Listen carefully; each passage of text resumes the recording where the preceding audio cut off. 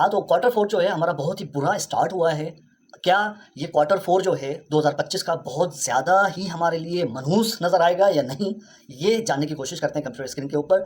आज की हमारी वीडियो में मैं आपको एसआईपी का बताऊँगा कि हमने डॉटकॉइन के अंदर एसआईपी स्टार्ट की है, जो कि ये 6th एपिसोड है एसआईपी का। डॉटकॉइन के अंदर एसआईपी कर रहे हैं वीकली बेसिस पे। जो मैं कर रहा हूँ वो आपके साथ शेयर कर रहा हूँ, नॉट अ फाइनेंशियल एडवाइस। डॉटकॉइन ही क्यों मैंने सेलेक्ट किया है? डॉटकॉइन मैंने इसीलिए सेलेक्ट किया है कि this is the one gem coin जिसने अभी तक रैली नहीं पकड़ी।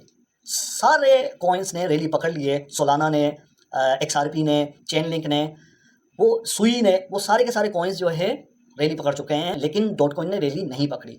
इसके साथ साथ लास्ट वीक का रिकॉल कर लेते हैं कि भाई लास्ट वीक जो है ट्रम्प भाई साहब ने ट्वीट की थी, या उनकी सोशल मीडिया पे एक ट्वीट वायरल हो गई थी ओल्ड सीजन की, जो मैंने आपके साथ शेयर की थी। वो जो ट्वीट है ट्रम्प भैया ने गायब करवा दिया इंटरनेट से। अब क्या हुआ कि लोग समझ पड़े कि भाई ट्रम्प भाई साहब ने ट्वीट मारी है कि ओल्ड सीज़न आ गया। हालांकि ऐसा नहीं था, फेक अकाउंट से ट्रम्प भाई साहब की ट्वीट्स करी गई, जिस वजह से सोशल मीडिया पे बहुत भौचाल मच गया कि भाई अब जो है ओल्ड सीज़न आने वाला है। सही है, तो वो जो है लास्ट वीक की अपडेट में बस ये मैं ज़्यादा कंफर्म नहीं कर पाया कि वो जो ट्वीट है किस फेक अकाउंट से करवाई गई है। एंड लास्ट वीक जो हमने बिटकॉइन का एनालिसिस किया था, उसके मुताबिक जो है बिटकॉइन ने एग्जैक्टली मेरे हिसाब से तो उसी तरह प्ले आउट किया है। फिर भी फर्दर जाके हम कंप्यूटर स्क्रीन पे देख लेंगे। ओल्ड सीजन के बारे में आपको इंपॉर्टेंट एनालिसिस दूंगा, वो वीडियो के एंड में आपको पता चल जाएगा। सही है, तो वीडियो एंड तक लाजमी देखनी है। और अभी थोड़ी देर में हम जाएंगे कंप्यूटर स्क्रीन के ऊपर, बिटकॉइन के मामला देख लेते हैं चार्ट्स के अंदर कि बिटकॉइन का क्या होने वाला है, इथेरियम का क्या होने वाला है, बाकी ओल्ड कॉइन्स का क्या होने वाला है। ओल्ड सीजन हमें कैसे और कब मिलेगा? 2021 वाला ओल्ड सीजन, उसकी मैं बात कर रहा हूँ। 2021 वाला ओल्ड सीजन कब और कैसे मिलेगा, किस तरह से नजर आएगा? ठीक, अगर आप कम्युनिटी का हिस्सा बनना चाहते हैं तो मेरी एसआईपी वाली वीडियोस को कंटिन्यू देखें। जो भी मैं कर रहा हूँ, नॉट अ फाइनेंशियल एडवाइस, बस जो मैं कर रहा हूँ वो आपके साथ शेयर कर रहा हूँ। ऑलराइट, तो चलते हैं कंप्यूटर स्क्रीन पे। वीडियो को लाइक करें, चैनल को सब्सक्राइब करें, और मुझे कमेंट डाउन करके बताएं कि आपको किस पर्टिकुलर कॉइन के ऊपर एनालिसिस चाहिए डिटेल में। उसके सीईओ तक को मैं ढूंढ के आपके लिए निकाल के ले आऊंगा। भाई ये रहा इस कॉइन का सीईओ। चलते हैं कंप्यूटर स्क्रीन पे आ चुके हैं।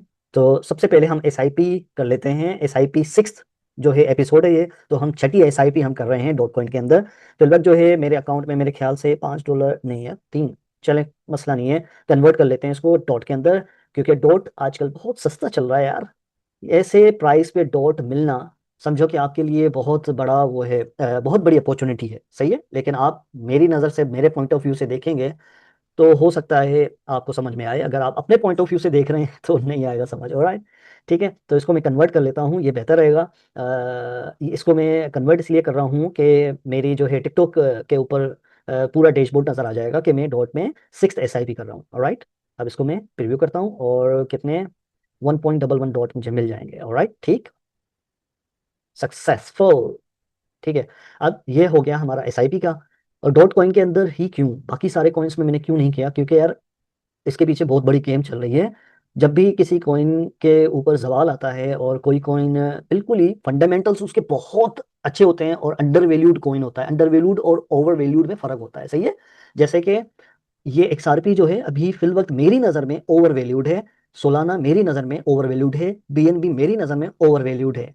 ठीक, और डॉज मेरी नज़र में अंडर वैल्यूड है, और डॉट मेरी नज़र में अंडर वैल्यूड है, क्योंकि इनके ईटीएफ्स आने वाले हैं। बहुत सारी पीछे बैकएंड में टीम काम कर रही है, बहुत सारी मार्केटिंग चल रही है, लेकिन इसके ऊपर, प्राइस के ऊपर इम्पैक्ट नहीं हो रहा। इसका मतलब ये है कि सीक्रेटली इसके अंदर बाइंग हो रही है, वेल्स की, वेल्स इसके अंदर बाइंग कर रहे हैं। ठीक, अब आते हैं कोई मार्केट कैप के ऊपर, मार्केट अपडेट के ऊपर आते हैं। लास्ट वीक हमने क्या डिस्कस किया था कि पहले उसको रिकॉल करते हैं। लास्ट वीक ट्रम्प की ट्वीट जो थी वो फेक साबित हो गई, और बहुत सारे कांट किए ट्रम्प भाई साहब ने, और बहुत ज़्यादा लोगों को, मतलब ट्रम्प जब अपने ट्रम्प को ख़त्म करेगा ना, तो ये बहुत गंदा सीन होने वाला है इसके लिए, ये बहुत नुकसान में जाएगा। ये कोर्ट के अंदर लोग इसको घसीटेंगे, जहाँ तक मेरा ख्याल है, क्योंकि इसने मार्केट्स को गैम्बलिंग के उस पे, गैम्बलिंग का कसीनो बनाया हुआ है।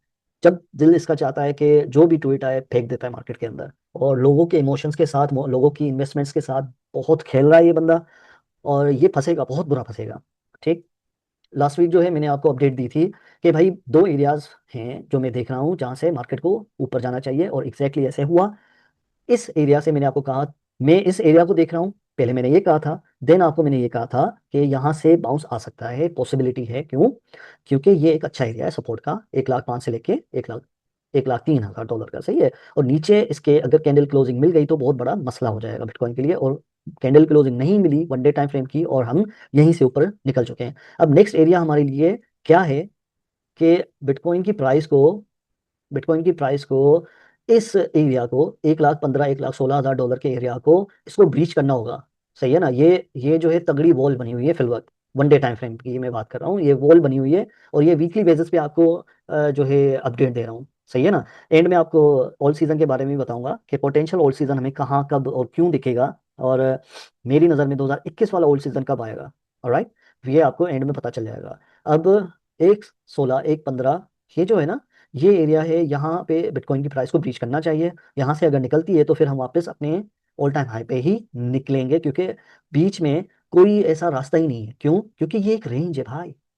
थोड़ा सा गौर करके देखो इसको, थोड़ा सा गौर करो तो आपको पता चल जाएगा। अगर मैं इसको हटा दूं अपने तामझाम को, तो इसको मैं हटा दूं तामझाम को, तो ये रेंज है, सही है ना। ये ये रेंज है भाई। जब भी रेंज होती है तो रेंज हमेशा अपना हिसाब किताब इस तरह से बनाती है, ठीक।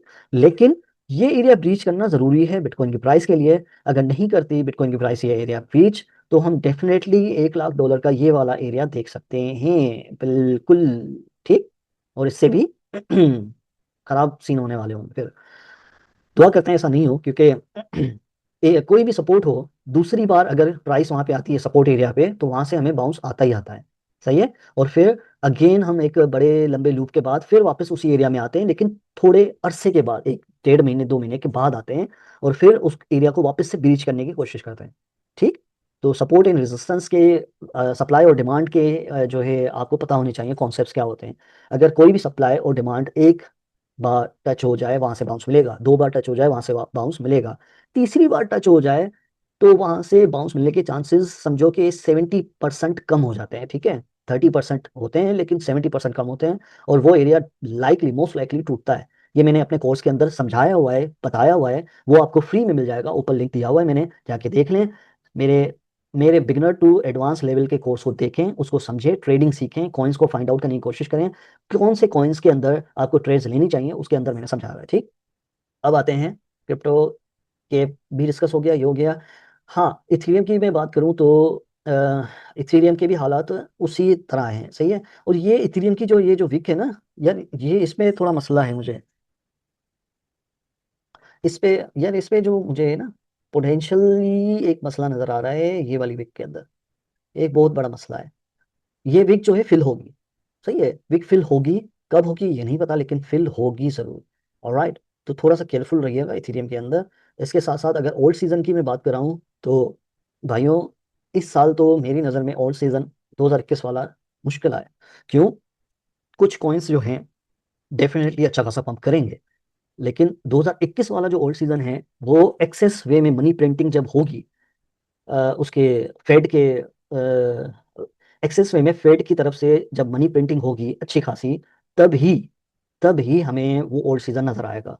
ये कब होगा? ये 2026 का सोच लें, जहनों में बिठा दें। ऑलराइट, एंड सेकंड चीज, ये पीछे मेरा एक्सपीरियंस है वो बोल रहा है, ठीक। इसके साथ साथ बीटीसी डोमिनेंस को देख लें ऑल सीजन के लिए। This is the best indicator जो मैंने जो है 2 साल पहले ही डिस्कवर कर लिया था, ऑलराइट, ऑल सीजन के लिए।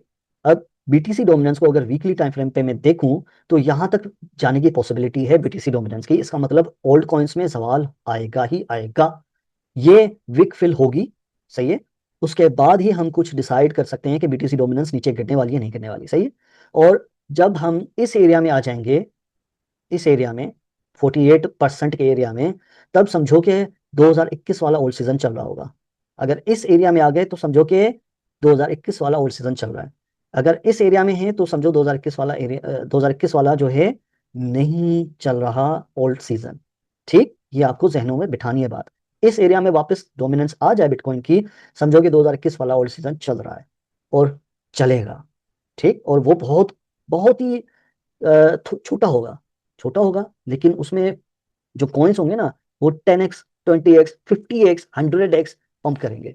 लेकिन ये कब होगा? ये मेरी नज़र में इस साल तो नहीं होने वाला, सही है। फर्दर देखते हैं क्या पॉसिबिलिटीज होती हैं, ओके। और ओल्ड सीजन भी आपको मैंने बता दिया, बीटीसी डोमिनेंस सब कुछ दे दिया। अब आपके जो भी सवालात हैं कमेंट डाउन करें, आपका कोई एनालिसिस हो कॉइन के बारे में कुछ पूछना हो, उसकी डिटेल्ड रिसर्च करके आपके लिए मैं वीडियो बना के ले आऊंगा। Alright, thank you very much.